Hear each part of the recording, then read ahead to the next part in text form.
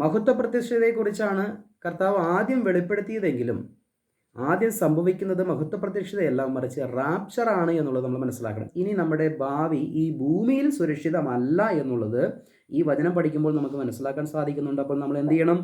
സുരക്ഷിതമായിട്ടുള്ളിടത്തേക്ക് പോകുവാനുള്ള കാര്യങ്ങൾ നമ്മൾ കളമൊരുക്കണം.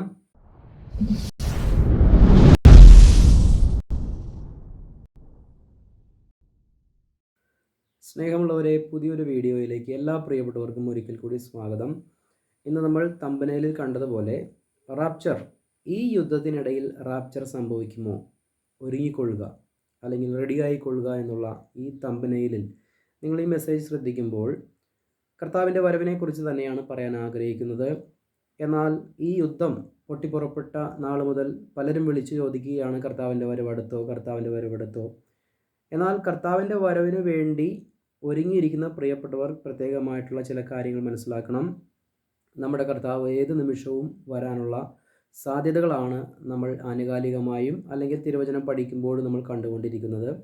ലോകത്തിലെ സംഭവങ്ങൾ മാറി മറിഞ്ഞു പോയേക്കാം, എങ്കിലും കർത്താവ് പറഞ്ഞ വചനം അത് നിവൃത്തിയാവുക തന്നെ ചെയ്യും. കർത്താവിൻ്റെ റാപ്ചർ അത് എത്രയും വേഗം സംഭവിക്കും എന്നുള്ളത് തന്നെയാണ് എൻ്റെ വലിയൊരു പ്രത്യാശ. തന്നെയുമല്ല, മരണം കാണാതെ രൂപാന്തരപ്പെട്ട് സ്വർഗത്തിലേക്ക് എടുക്കപ്പെടുവാനുള്ള ഒരു അനുഗ്രഹം ലഭിക്കുന്ന ഒരു തലമുറയാണ് ഈ തലമുറ എന്നുള്ളത് ഞാൻ ഉറച്ചു വിശ്വസിക്കുന്നു. അതിന് ആനുകാലികമായിട്ടുള്ള സംഭവങ്ങളും വചനാടിസ്ഥാനത്തിൽ സംഭവിക്കുന്ന കാര്യങ്ങളൊക്കെയും പരിശോധിക്കുമ്പോൾ നമുക്ക് മനസ്സിലാകുന്ന ഒരു കാര്യമാണ്, കർത്താവിൻ്റെ വരവ് ഉടനെ സംഭവിക്കുക തന്നെ ചെയ്യും.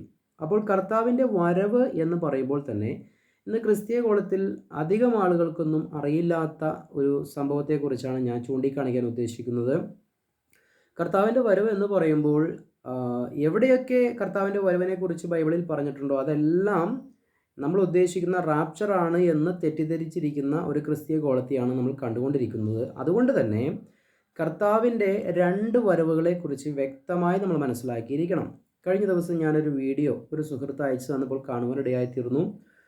അദ്ദേഹത്തിന് പ്രാർത്ഥനാ മുറിയിൽ വെളിപ്പെട്ട അന്ത്യകാല സംഭവങ്ങൾ എന്ന് പറഞ്ഞിട്ടുള്ള ഒരു തലക്കെട്ടിലാണ് കാര്യങ്ങൾ അദ്ദേഹം പറഞ്ഞിരിക്കുന്നത്. അപ്പോൾ ഞാനത് ഒന്ന് ശ്രദ്ധിക്കുവാനിടയായിത്തീർന്നു.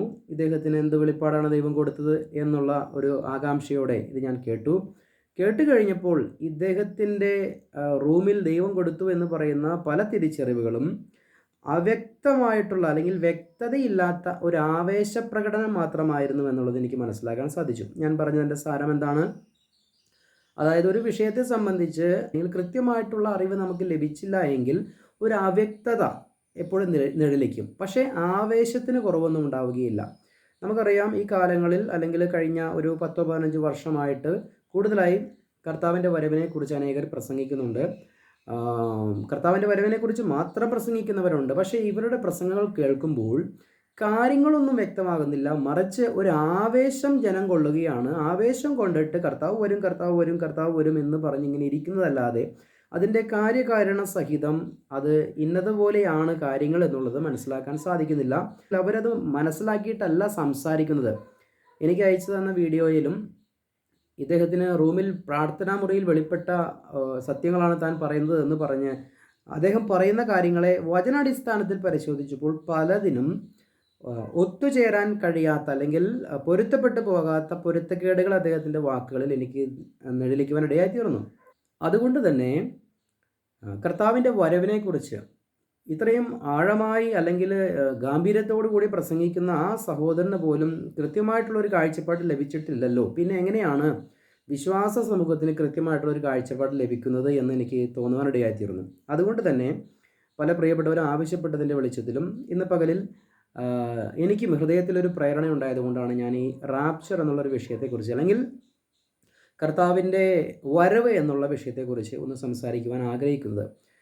ഈ യുദ്ധം സംഭവിക്കുമ്പോൾ കർത്താവിൻ്റെ വരവ് സംഭവിക്കുമോ എന്നുള്ളതിലുപരിയായിട്ട് ആനുകാലികമായി ഈ കാലയളവിൽ നമ്മുടെ കർത്താവ് വരും എന്നുള്ളത് തന്നെയാണ് ഞാൻ വിശ്വസിക്കുന്നത്. ഈ യുദ്ധം ഒരുപക്ഷെ ഏതാനും ദിവസങ്ങൾക്കുള്ളിൽ അവസാനിച്ചേക്കാം, അല്ലെങ്കിൽ കുറച്ച് നാൾ കൂടി മുന്നോട്ട് പോയേക്കാം. അത് നമുക്ക് നമ്മുടെ ഈ ഒരു 1.5 വർഷമായിട്ട് നടക്കുന്ന യുദ്ധങ്ങളെക്കുറിച്ചൊക്കെ നമ്മൾ വിലയിരുത്തുമ്പോൾ നമുക്ക് മനസ്സിലാക്കാൻ പറ്റുന്ന സംഭവങ്ങളാണ്. ചില യുദ്ധങ്ങൾ ഉണ്ടാകുന്നു, ചിലത് അവസാനിക്കുന്നു, ഒത്തുതീർപ്പാകുന്നു, ഇങ്ങനെ സംഭവിച്ചു പോവുകയാണ്. എന്നാൽ വെളിപ്പാട് പുസ്തകം പരിശോധിക്കുമ്പോൾ ലോകത്ത് 1/3 ജനസംഖ്യ നഷ്ടപ്പെട്ടു പോകുന്ന ഒരു മഹായുദ്ധം വരാനിരിക്കുകയാണ്. അതിൻ്റെ ഒടുവിൽ ഇസ്രായേൽ ജയിക്കുകയും തുടർന്നുള്ള അവരുടെ ചിരകാല സ്വപ്നമായ ജെറുസലേം ദേവാലയം പണിയപ്പെടുമെന്നുള്ള കാര്യങ്ങളൊക്കെയും തിരുവചനത്തിൽ വ്യക്തമായി രേഖപ്പെടുത്തി വെച്ചിട്ടുണ്ട്. അതുകൊണ്ടാണ് വ്യക്തമായി നമ്മളിത് പഠിക്കേണ്ട ആവശ്യകതയുണ്ട്. അതായത് വചനത്തിൽ അവിടെ ഇവിടെയും എഴുതി വെച്ചിരിക്കുന്നത് കൃത്യമായി നമ്മൾ എന്ത് ചെയ്യണം, അതിനെ ഒന്ന് ക്രമമായി റൈറ്റ്ലി ഡിവൈഡ് ചെയ്ത് ക്രമമായി ഒന്ന് അടുക്കിപ്പറക്കി വെക്കുമ്പോഴാണ് എപ്പോൾ എന്തൊക്കെ കാര്യങ്ങൾ സംഭവിക്കും, എപ്പോഴാണിത് സംഭവിച്ചിട്ടുള്ളത്, അല്ലെങ്കിൽ എപ്പോഴാണിത് സംഭവിക്കാൻ പോകുന്നത് എന്നുള്ള കാര്യങ്ങളൊക്കെ കൃത്യമായി മനസ്സിലാക്കണം.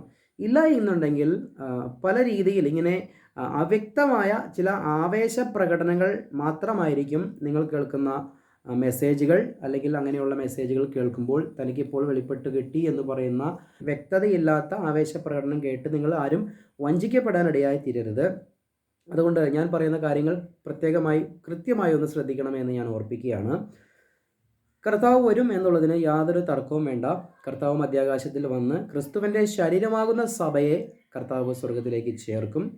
തുടർന്നാണ് ഈ ലോകത്ത് വീണ്ടും അവിശ്വാസികളായ ഒരു സമൂഹം ഈ ലോകത്ത് അവശേഷിക്കുമ്പോൾ, യഹൂദനും ജാതികളും ഈ ലോകത്ത് വീണ്ടും അവശേഷിക്കുമ്പോൾ അവരെ സംബന്ധിച്ചുള്ള ദൈവിക പദ്ധതിക്ക് വേണ്ടി ദൈവം കളമൊരുക്കുന്നത് നമുക്ക് കാണാൻ സാധിക്കുന്നുണ്ട്. എന്നാൽ നമുക്കറിയാം, മത്തായി എഴുതിയ സുവിശേഷം 24-ാം അധ്യായത്തിൻ്റെ 3-ാം വാക്യത്തിലാണ് കർത്താവിൻ്റെ വരവിനെക്കുറിച്ച് ശിഷ്യന്മാർ ആദ്യമായി ചോദിക്കുന്നത്. നമുക്ക് ആ വാക്യം ഒന്ന് വായിക്കാം. അവൻ ഒലിവുമലയിൽ ഇരിക്കുമ്പോൾ ശിഷ്യന്മാർ തനിച്ച് അവൻ്റെ അടുക്കൽ വന്നു. അത് എപ്പോൾ സംഭവിക്കുമെന്നും നിന്റെ വരവിനും ലോകാവസാനത്തിനും അടയാളം എന്തെന്നും പറഞ്ഞു തരണമെന്ന് അപേക്ഷിച്ചു.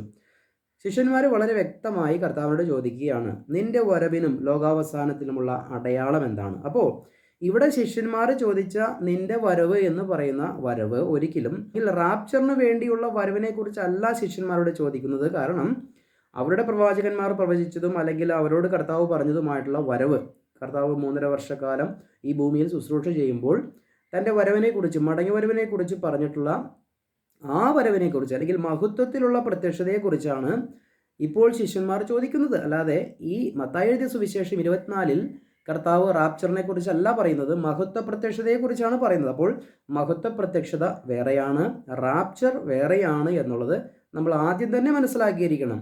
ഇത് രണ്ടും കർത്താവിൻ്റെ വരവിനെ കുറിച്ചാണല്ലോ പറഞ്ഞിരിക്കുന്നത് എന്ന് കരുതി അവ്യക്തമായി ഒരു ആവേശ പ്രകടനം 2 വചനങ്ങളും എടുത്തു വെച്ചുകൊണ്ട് പൗലോസിലൂടെ വെളിപ്പെട്ട കൃപയുടെ സുവിശേഷത്തിൽ വെളിപ്പെട്ട റാപ്ചർ വാക്യങ്ങളും സുവിശേഷങ്ങളിൽ കർത്താവ് വെളിപ്പെടുത്തി കൊടുത്ത മഹത്വ പ്രത്യക്ഷതയുടെ വാക്യങ്ങളും മിക്സ് ചെയ്തിട്ട് റൈറ്റ്ലി ഡിവൈഡ് ചെയ്യാതെ അത് എല്ലാം കൂടി ഒന്നിപ്പിച്ചിട്ട് ഒരു അവിയൽ പരുവത്തിൽ പഠിപ്പിക്കുന്നത് കേട്ടിട്ടുണ്ട്.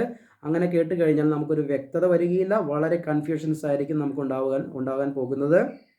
അതുകൊണ്ട് കർത്താവ് 24-ാം അധ്യായത്തിൽ, മത്തായി 24-ാം അധ്യായത്തിൽ ശിഷ്യന്മാരെ ചോദിച്ചതിന് മറുപടിയായി താഴേക്കുള്ള വാക്യങ്ങൾ വായിക്കുമ്പോൾ ഏകദേശം 33 വരെയുള്ള വാക്യങ്ങൾ വായിക്കുമ്പോഴാണ് കർത്താവ് അന്ത്യകാല സംഭവത്തോടുള്ള ബന്ധത്തിൽ അല്ലെങ്കിൽ പീഡാകാലത്തിൻ്റെ ഒടുവിൽ കർത്താവ് മഹത്വത്തിൽ പ്രത്യക്ഷപ്പെടുന്ന കാര്യങ്ങളെക്കുറിച്ചാണ് അവിടെ പറഞ്ഞിരിക്കുന്നത് നമുക്ക് മനസ്സിലാക്കാൻ സാധിക്കും. തന്നെയുമല്ല, രാജ്യത്തിൻ്റെ ഈ സുവിശേഷം സകല ജാതികൾക്കും സാക്ഷ്യമായി ഭൂലോകത്തിലൊക്കെയും പ്രസംഗിക്കപ്പെടും, അപ്പോൾ അവസാനം വരും. അപ്പോൾ രാജ്യത്തിൻ്റെ സുവിശേഷമാണ് സകല ജാതികൾക്കും സാക്ഷ്യമായിട്ട് പ്രസംഗിക്കപ്പെടാൻ പോകുന്നത്, അല്ലാതെ കൃപയുടെ സുവിശേഷമല്ല.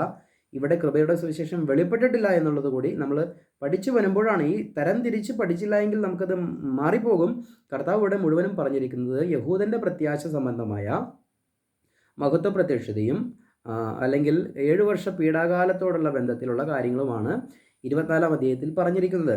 അങ്ങനെ താഴേക്ക് പറഞ്ഞു വരുമ്പോൾ 24-ന്റെ 29-ാം വാക്യത്തിൽ പറയുകയാണ്, ആ കാലത്തിലെ കഷ്ടം കഴിഞ്ഞ ഉടനെ സൂര്യൻ ഇരുണ്ടുപോകും, ചന്ദ്രൻ പ്രകാശം കൊടുക്കാതിരിക്കും, നക്ഷത്രങ്ങൾ ആകാശത്ത് നിന്ന് വീഴും, ആകാശത്തിലെ ശക്തികൾ ഇളകിപ്പോകും.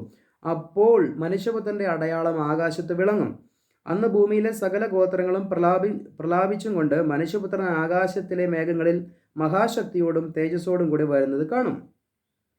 അവൻ തൻ്റെ ദൂതന്മാരെ മഹാകാഹളധ്വനിയോടും കൂടി അയക്കും. അവർ അവൻ്റെ വൃതന്മാരെ ആകാശത്തിൻ്റെ അറുതി മുതൽ അറുതി വരെയും 4 ദിക്കിൽ നിന്നും കൂട്ടിച്ചേർക്കും. ഇത് കർത്താവിൻ്റെ മഹത്വ പ്രത്യക്ഷതയിൽ കർത്താവ് വരുന്ന വരവിനെക്കുറിച്ചാണ് യേശുക്രിസ്തു ഇവിടെ വ്യക്തമാക്കി കൊടുത്തിരിക്കുന്നത്. ഇത് റാപ്ചറിന് വേണ്ടിയുള്ള വരവല്ല എന്നുള്ളത് എൻ്റെ പ്രിയമുള്ളവർ മനസ്സിലാക്കണം. കാരണം ഇവിടെ യഹൂദൻ്റെ ദൈവരാജ്യം യഹൂദൻ തിരസ്കരിച്ച് കളഞ്ഞപ്പോൾ പൗലോസിലൂടെ വെളിപ്പെട്ട കൃപയുടെ സുവിശേഷം പൗലോസിനാണ് ദൈവം വെളിപ്പെടുത്തി കൊടുത്തത്. കർത്താവ് ശിഷ്യന്മാരോട് സംസാരിക്കുന്ന 24-ാം അധ്യായത്തിൽ മത്തായി 24-ൽ ഒരിക്കലും റാപ്ചറിനെ കുറിച്ച് വെളിപ്പെടുത്തിയിട്ടില്ല, കൃപായുഗത്തെക്കുറിച്ച് വെളിപ്പെടുത്തിയിട്ടില്ല, മറഞ്ഞിരുന്ന മാർമിക സത്യം വെളിപ്പെടുത്തിയിട്ടില്ല. അപ്പോൾ അതുകൊണ്ട് തന്നെ കർത്താവിൻ്റെ മഹത്വ പ്രത്യക്ഷതയെക്കുറിച്ചാണ്, അല്ലെങ്കിൽ കർത്താവ് മഹത്വത്തിൽ വരുന്നതിനെക്കുറിച്ചാണ് അവിടെ പറഞ്ഞിരിക്കുന്നത്.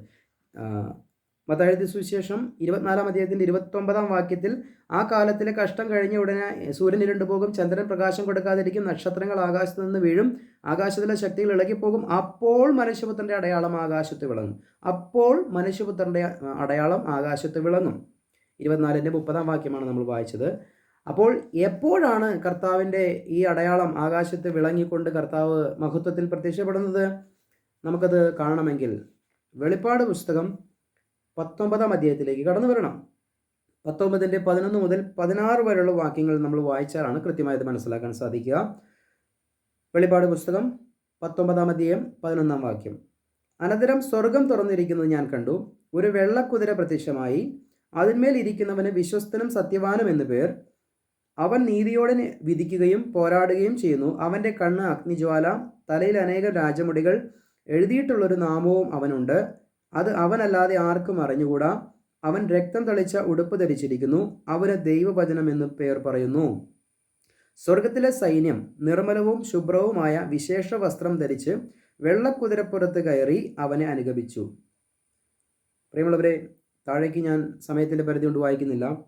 ഇത്രയും വായിച്ചപ്പോൾ മനസ്സിലായല്ലോ, കർത്താവ് സ്വർഗം തുറന്ന് വെള്ളക്കുതിരപ്പുറത്ത് വലിയ ഒരു സ്വർഗീയ സൈന്യത്തോടു കൂടെ, സ്വർഗീയ സൈന്യവും വെള്ളക്കുതിരപ്പുറത്താണ്, കർത്താവും വെള്ളക്കുതിരപ്പുറത്താണ്. സ്വർഗത്തിൽ നിന്നും സ്വർഗം തുറന്ന് കർത്താവ് ഭൂമിയിലേക്ക് മഹത്വത്തിൽ ഇറങ്ങി വരികയാണ്. ആ നാളുകളിലെ കഷ്ടം കഴിഞ്ഞ ശേഷം, ആ 7 വർഷത്തെ പീഡാകാലത്തിൻ്റെ ഒടുവിൽ കർത്താവ് മഹത്വത്തിൽ പ്രത്യക്ഷപ്പെട്ട് തനിക്കുള്ളവരെ ചേർത്ത് 1000 ആണ്ട് വർഷം അല്ലെങ്കിൽ 1000 ആണ്ട് വാഴ്ച ഈ ഭൂമിയിൽ സ്ഥാപിക്കുവാനായി കർത്താവ് വരുന്ന കാര്യത്തെക്കുറിച്ചാണ് നമ്മൾ ചിന്തിച്ചത്.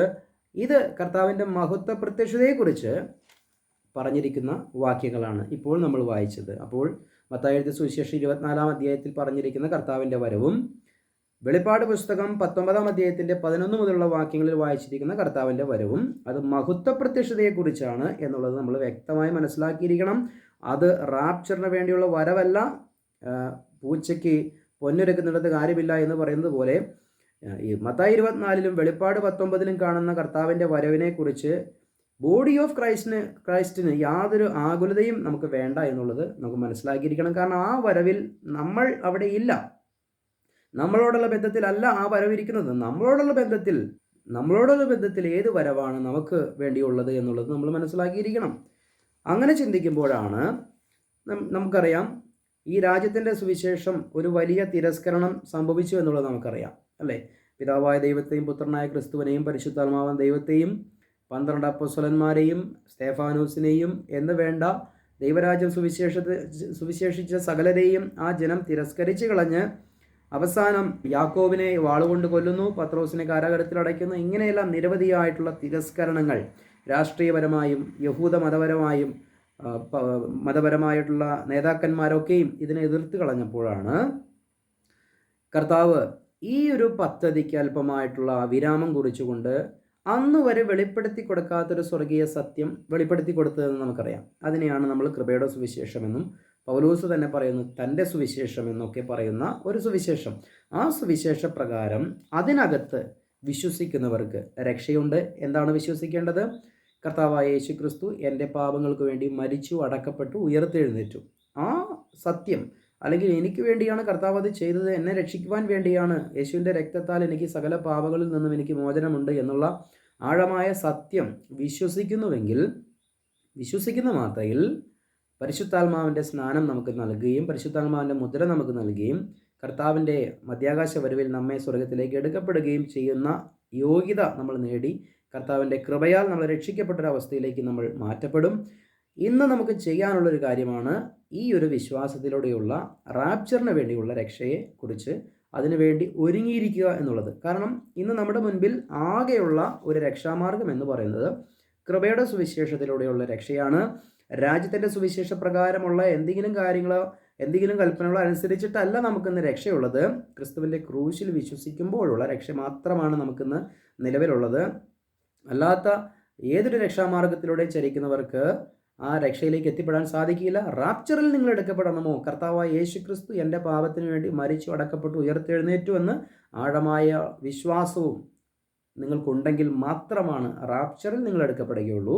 പിന്നീട് അറിവില്ലായ്മ കൊണ്ട് പലതും ചെയ്തെന്ന് വരാം, അല്ലെങ്കിൽ നമ്മുടെ ജീവിതത്തിൽ നമുക്ക് രൂപാന്തരപ്പെട്ട ശരീരം ലഭിക്കുന്നത് വരെ തെറ്റുകുറ്റങ്ങളൊക്കെ സംഭവിക്കാം. ഇതെല്ലാം ദൈവത്തോട് ഏറ്റുപറഞ്ഞും നിരന്നും അനുദിനം ദൈവത്തിൻ്റെ വചനത്താലുള്ള കഴുകൽ പ്രാപിച്ചും ദൈവത്തിൻ്റെ ആത്മാവിനുള്ള നടത്തിപ്പിലൂടെയും ക്രിസ്തുവിൻ്റെ തലയോളം വളർന്ന് നമ്മുടെ കർത്താവിൻ്റെ മുൻപിൽ ക്രിസ്തുവിൻ്റെ ന്യായാസനത്തിൽ നിൽക്കുമ്പോൾ നമുക്ക് അനുഗ്രഹിക്കപ്പെട്ടതായിട്ടുള്ള പ്രതിഫലങ്ങളെ നേടുവാൻ തക്കവണ്ണം നമുക്ക് ഒരുങ്ങിക്കൊണ്ടിരിക്കുവാൻ ദൈവം സഹായിക്കും. എന്നാൽ പ്രിയമുള്ളവരെ, ഞാൻ പറഞ്ഞ വിഷയം എന്താണ്? കർത്താവിൻ്റെ മധ്യാകാശ വരവ്. നമുക്കതെവിടെ കാണാൻ സാധിക്കും? 1 കൊരിന്ത്യർ ലേഖനം നമുക്കൊന്നെടുക്കാം. 1 കൊരിന്ത്യർ ലേഖനം 15-ാം അധ്യായം അതിൻ്റെ 51 മുതലുള്ള വാക്യങ്ങൾ വായിക്കുകയാണ്. ഞാനൊരു മർമ്മം നിങ്ങളോട് പറയാം എന്ന് പറഞ്ഞാൽ ഞാനൊരു രഹസ്യം നിങ്ങളോട് പറയാം എന്ന് പറഞ്ഞിട്ട് പറയുകയാണ്. നാം എല്ലാവരും നിദ്ര കൊള്ളുകയില്ല, എന്നാൽ അന്ത്യകാഹളനാദത്തിങ്കൽ പെട്ടെന്ന് കണ്ണിമയ്ക്കുന്നതിനിടയിൽ നാം എല്ലാവരും രൂപാന്തരപ്പെടും. കാഹളം ധ്വനിക്കും, മരിച്ചവർ അക്ഷയരായി ഉയർപ്പിക്കപ്പെടുകയും നാം രൂപാന്തരപ്പെടുകയും ചെയ്യും. താഴേക്ക് വായിക്കുമ്പോൾ അത് പൂർണ്ണമായിട്ട് നമുക്ക് മനസ്സിലാക്കാൻ സാധിക്കും. അതായത് പൗലോസ് ഒരു പ്രത്യേക കാര്യം പറയുകയാണ്. നമ്മളെല്ലാവരും നിദ്ര കൊള്ളുകയില്ല, കാഹളം ധ്വനിക്കുമ്പോൾ നാം രൂപാന്തരപ്പെട്ടൊരു ശരീരത്തോടു കൂടെ കണ്ണിമയ്ക്കുന്നതിനിടയിൽ നമുക്ക് രൂപാന്തരപ്പെട്ടൊരു ശരീരം കിട്ടും. എന്ന് പറഞ്ഞാൽ ഈ ഭൂമിയിൽ ജീവിക്കാനാണ് ഈ ശരീരം നമുക്ക് ആവശ്യമുള്ളത്. എന്നാൽ സ്വർഗത്തിലേക്ക് പോകണമെങ്കിൽ സ്വർഗീയ വാസയോഗ്യമായ ഒരു ശരീരം വേണം. അതുകൊണ്ട് ഈ ഭൗമിക ശരീരത്തെ രൂപമാറ്റം സംഭവിപ്പിച്ച് സ്വർഗത്തിൽ വസിക്കുവാൻ യോഗ്യമായ ഒരു ശരീരം തരുന്നതിനെയാണ് രൂപാന്തരപ്പെടുക എന്ന് പറയുന്നത്. കാര്യം മനസ്സിലായല്ലോ? നമുക്കറിയാമല്ലോ, ഇന്ന് ഈ ഒരു നൂറ്റാണ്ടിൽ അനേകം വ്യക്തികൾ ശൂന്യാകാശത്തേക്ക് പോകുന്നുണ്ട്, സ്പേസിലേക്ക് പോകുന്നുണ്ടല്ലേ. അപ്പോൾ അവിടെ നിൽക്കണമെങ്കിൽ ഇവിടെ മാസങ്ങൾ ട്രെയിൻ ചെയ്യുകയാണ്.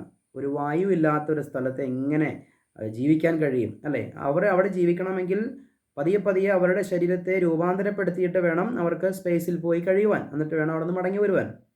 എന്നതുപോലെ തന്നെ ചില സ്ഥലങ്ങളിൽ നമ്മുടെ ഈ ഭൗമിക ശരീരത്തിന് വാസയോഗ്യമല്ല. ഈ ഭൂമിയിൽ ജീവിക്കുമ്പോൾ മാത്രമാണ് ഈ ശരീരം കൊണ്ട് നമുക്ക് പ്രയോജനമുള്ളൂ. സ്വർഗത്തിൽ അവസ്ഥകൾ മറ്റൊന്നാണ്. അതുകൊണ്ട് മറ്റൊരു ശരീരം നമുക്ക് വേണം. അതുകൊണ്ടാണ് നമുക്ക് ഒരു രൂപാന്തരപ്പെട്ട ശരീരം നമുക്ക് നൽകുന്നത്. ഈ രൂപാന്തരണത്തെക്കുറിച്ചും മരണം കാണാതെ രൂപാന്തരപ്പെട്ടെടുക്കുന്നതിനെക്കുറിച്ചും ഇവിടെ പൗലോസിനാണ് ദൈവം വെളിപ്പെടുത്തി കൊടുത്തത്. ഇത് റാപ്ചറിന് വേണ്ടിയുള്ള, അല്ലെങ്കിൽ റാപ്ചറിനെ കുറിച്ചാണ് ഇവിടെ പൗലോസ് വ്യക്തമായിരിക്കുന്നത്. തന്നെയുമല്ല, 1 തെസ്സലോനിക്ക ലേഖനം നമ്മളൊന്ന് എടുക്കുമ്പോൾ 1 തെസ്സലോനിക്ക ലേഖനം 4-ാം അധ്യായം 16-ാം വാക്യം, കർത്താവ് തൻ ഗംഭീരനാദത്തോടും പ്രധാന ദൂതൻ്റെ ശബ്ദത്തോടും ദൈവത്തിൻ്റെ കാഹളത്തോടും കൂടെ സ്വർഗത്തിൽ നിന്ന് ഇറങ്ങി വരികയും ക്രിസ്തുവിൽ മരിച്ചവർ മുൻപേ ഉയർത്തെഴുന്നേൽക്കുകയും ചെയ്യും. പിന്നെ ജീവനോട് ശേഷിക്കുന്ന നാം അവരോട് ഒരുമിച്ച് ആകാശത്തിൽ കർത്താവിനെ എതിരേൽപ്പാൻ മേഘങ്ങളിൽ എടുക്കപ്പെടും. ഇങ്ങനെ നാം എപ്പോഴും കർത്താവിനോട് കൂടെ ഇരിക്കും. ഈ വചനങ്ങൾ കൊണ്ട് അന്യോന്യം ആശ്വസിപ്പിച്ചു കൊള്ളുവിൻ. ഇവിടെയും വളരെ വ്യക്തമായി പറഞ്ഞു, കർത്താവ് തൻ ഗംഭീരനാദത്തോടും പ്രധാന ദൂതൻ്റെ ശബ്ദത്തോടും ദൈവത്തിൻ്റെ കാഹളത്തോടും കൂടെ സ്വർഗത്തിൽ നിന്ന് ഇറങ്ങി വരും. ക്രിസ്തുവിൽ മരിച്ചവർ മുൻപേ ഉയർത്തെഴുന്നേൽക്കും. പിന്നെ ജീവനോടെ ശേഷിക്കുന്ന നാം അവരോടൊരുമിച്ച് ആകാശത്തിൽ കർത്താവിനെ എതിരേൽപ്പാൻ മേഘങ്ങളിൽ എടുക്കപ്പെടും. കണ്ടോ? അപ്പോൾ ഒരു കൂട്ടം ജനം കർത്താവിൻ്റെ മധ്യാകാശ വരവിൽ ക്രിസ്തുവിൽ മരിച്ചവർ എന്ന് പറഞ്ഞാൽ ബോഡി ഓഫ് ക്രൈസ്റ്റിനെ സംബന്ധിച്ചാണ് പറയുന്നത്. ക്രിസ്തുവിൽ അനേകരും മരിച്ചിട്ടുണ്ട്. പക്ഷേ ക്രിസ്തുവിൽ മരിച്ച ബോഡി ഓഫ് ക്രൈസ്റ്റ് എന്ന് പറയുന്ന ദൈവസഭയെ മാത്രമാണ് ആ സ്വർഗീയ പദ്ധതി അനുസരിച്ച് ദൈവം റാപ്ചർ ചെയ്യുന്നത്. അപ്പോൾ കർത്താവ് ഇന്ന് വരികയാണെങ്കിൽ മരിച്ചുപോയ ക്രിസ്തുവിൽ വിശ്വസിച്ച് കർത്താവിൻ്റെ പാപങ്ങൾക്ക് വേണ്ടി മരിച്ചടക്കപ്പെട്ട് ഉയർത്തെഴുന്നേറ്റു എന്ന് വിശ്വസിച്ച് മരിച്ചുപോയ വിശുദ്ധന്മാരും ഇന്ന് വിശ്വസിച്ച് ജീവനോടിരിക്കുന്ന വിശുദ്ധന്മാരും രൂപാന്തരപ്പെട്ടും ഉയർത്തെഴുന്നേറ്റും സ്വർഗത്തിലേക്ക് കണ്ണു വയ്ക്കുന്നത്ര വേഗത്തിൽ എടുക്കപ്പെടുമെന്നുള്ളതാണ് കൊരിന്ത്യർ ലേഖനത്തിലും തെസ്സലോനിക്ക ലേഖനത്തിലും നമ്മൾ വായിച്ചത്. ഈ 2 വാക്യങ്ങളും കർത്താവിൻ്റെ റാപ്ചറിനെ സംബന്ധിച്ചുള്ള വാക്യങ്ങളാണ്. എന്നാൽ നമുക്കറിയാമല്ലോ, മഹത്വ പ്രത്യക്ഷതയെക്കുറിച്ചാണ് കർത്താവ് ആദ്യം വെളിപ്പെടുത്തിയതെങ്കിലും ആദ്യം സംഭവിക്കുന്നത് മഹത്വ പ്രത്യക്ഷതയല്ല, മറിച്ച് റാപ്ചറാണ് എന്നുള്ളത് നമ്മൾ മനസ്സിലാക്കണം. എന്തുകൊണ്ടാണ് അത് സംഭവിച്ചത്?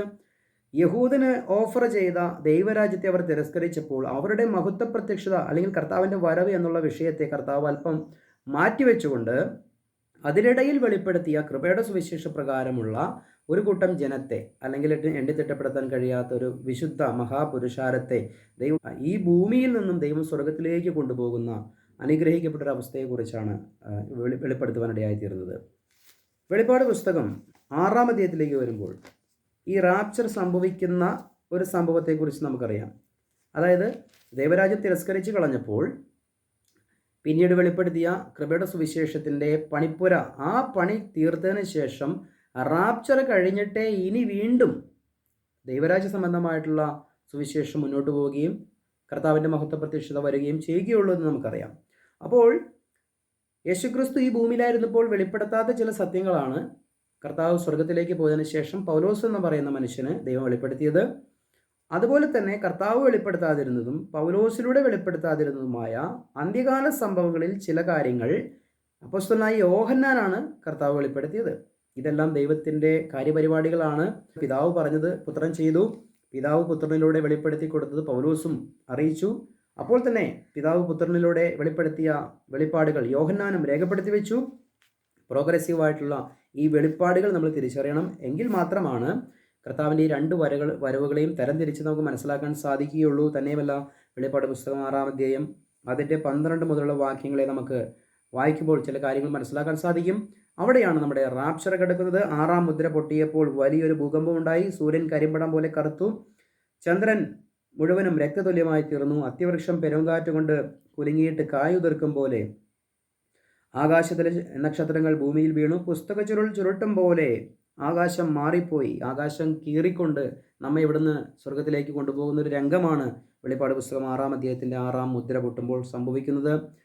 എന്നിട്ട് താഴേക്ക് വായിക്കുമ്പോൾ നമുക്ക് മനസ്സിലാക്കാൻ സാധിക്കുന്നത്, ഈ ലോകത്ത് വളരെ വലിയൊരു കോളിളക്കം സൃഷ്ടിച്ചുകൊണ്ട് റാപ്ചർ സംഭവിക്കുമ്പോൾ അനേകം വിശുദ്ധന്മാർ ഉയർത്തെഴുന്നേൽക്കുകയും നമ്മൾ രൂപാന്തരപ്പെടുകയും ചെയ്യുമ്പോൾ ദൈവത്തിൻ്റെ ആ അതിഭയങ്കര ശക്തിയും, നമ്മൾ നേരത്തെ എന്താ വായിച്ചത്, കർത്താവ് തൻ ഗംഭീരനാദത്തോടും പ്രധാന ദൂതൻ്റെ ശബ്ദത്തോടും ദൈവത്തിൻ്റെ കാഹളത്തോടും കൂടെ, ഇത്രയും ശബ്ദത്തോടും ഇത്രയും അധികാരത്തോടും കൂടെ ഭൂമിയിൽ നിന്ന് ഒരു കൂട്ടം ജനത്തെ, അല്ലെങ്കിൽ ഭൂമിയിൽ ഭരിച്ചു പോയിട്ടുള്ള വിശുദ്ധന്മാരെ ഉയർപ്പിച്ച് സ്വർഗത്തിലേക്ക് കൊണ്ടുപോകുമ്പോൾ ഇതൊന്നും ആരും അറിയില്ല എന്നാണോ എൻ്റെ പ്രിയപ്പെട്ടവർ ചിന്തിച്ചിരിക്കുന്നത്? ഈ ലോകം ഞെട്ടിപ്പിറയ്ക്കുന്നൊരു സംഭവമായിരിക്കും.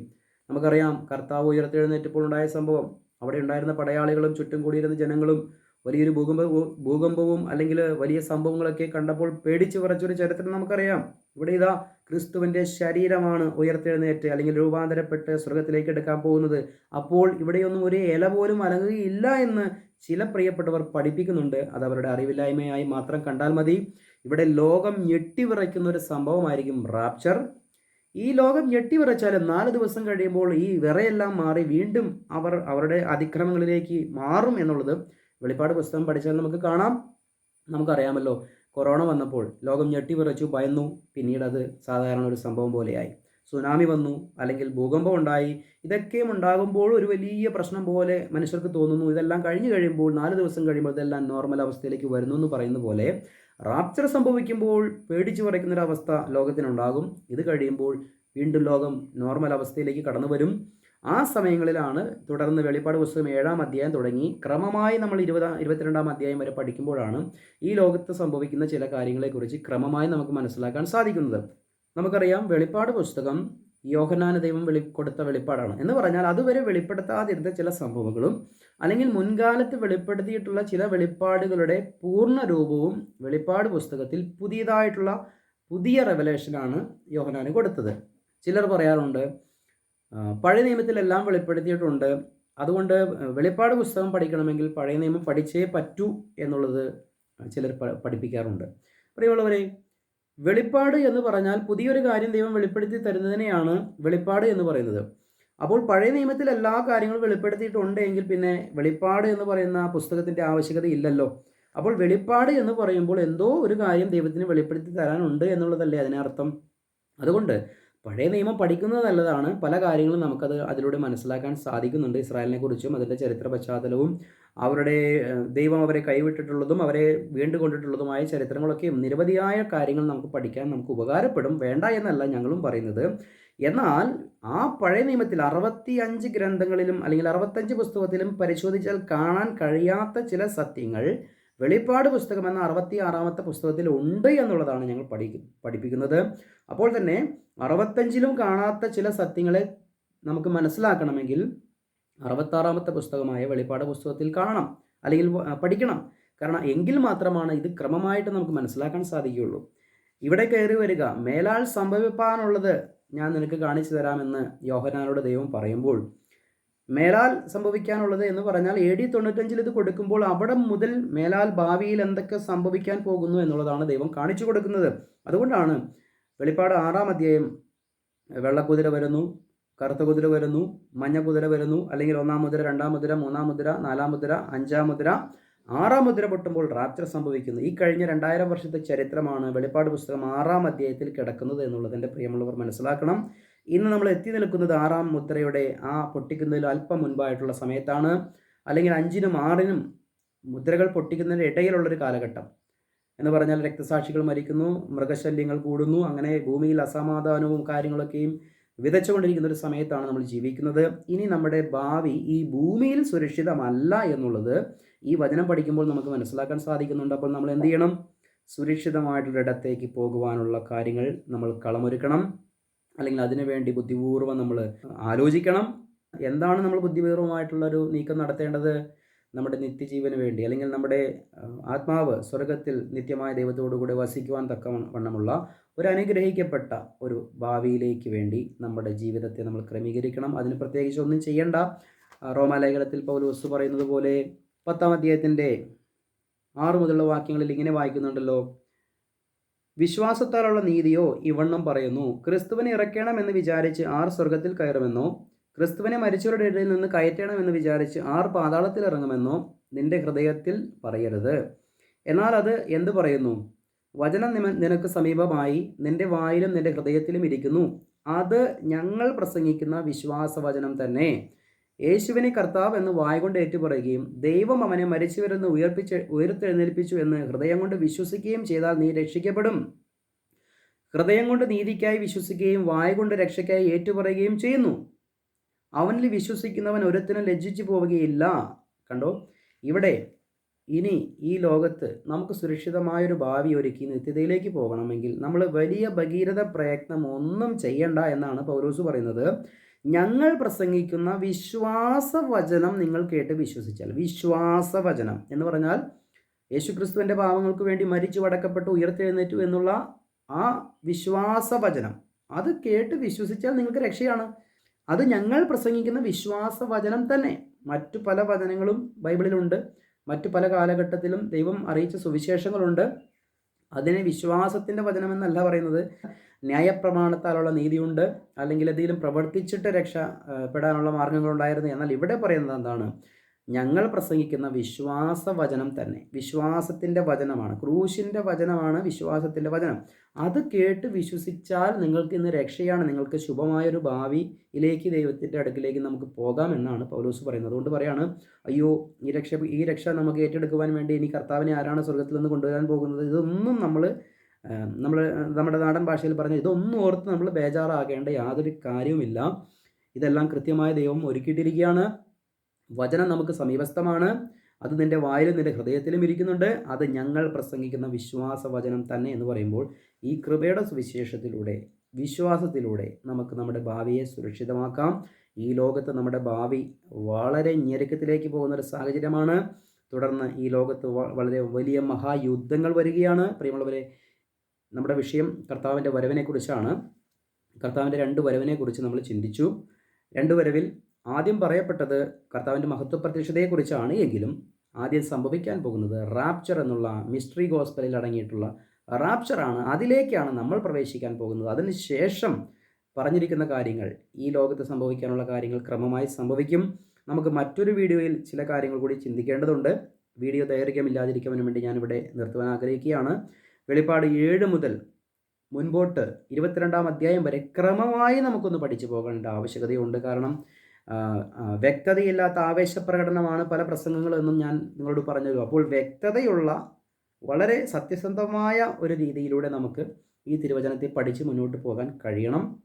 എങ്കിൽ മാത്രമാണ് നമുക്ക് ഈ ലോകത്ത് എന്ത് സംഭവിച്ചാലും, അല്ലെങ്കിൽ അവിടെ ഒരു ബോംബ് പൊട്ടുമ്പോഴേക്കും സുവിശേഷകർ രംഗത്തിറങ്ങി അവരുടെ വായിൽ തോന്നിയത് വിളിച്ചു പറയുന്ന ഒരു കാഴ്ചയാണ് നമ്മൾ കാണുന്നത്. അങ്ങനെ ആരെങ്കിലും എന്തെങ്കിലും അറിവില്ലാത്ത കാര്യങ്ങൾ പറയുമ്പോൾ നമ്മൾ ആവേശം കൊള്ളേണ്ട കാര്യമില്ല. നമ്മൾ കൃത്യമായി ദൈവത്തിൻ്റെ പ്ലാനും പദ്ധതിയും ഈ കൃത്യമായ വചനത്തിൽ രേഖപ്പെടുത്തി വെച്ചിരിക്കുമ്പോൾ അത് വായിച്ച് മനസ്സിലാക്കി വളരെ ശാന്തമായി ദൈവം എന്താണ് ഇനി അടുത്ത് ചെയ്യാൻ പോകുന്നതെന്ന് മനസ്സിലാക്കി ദൈവസന്നിധിയിലായിരിക്കണം നമ്മളായിരിക്കേണ്ടത്. അല്ലാതെ അവിടെ ഇവിടെ കേൾക്കുന്ന വാർത്തകളുടെ പുറകെയും അല്ലെങ്കിൽ അവ്യക്തമായിട്ടുള്ള ആവേശപ്രകടനത്തിൻ്റെ പുറകെ നമ്മൾ ഓടാൻ നിൽക്കരുത്.